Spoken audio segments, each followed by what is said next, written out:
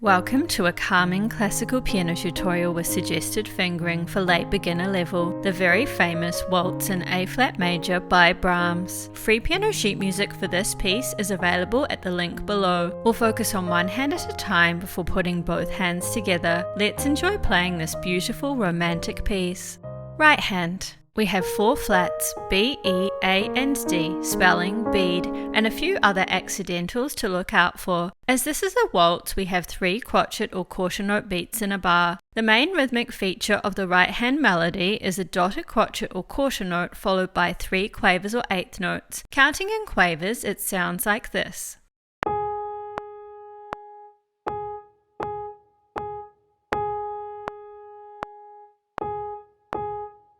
And in bar 3 only, we have 2 semiquavers or 16th notes to look out for. The rhythm sounds like this.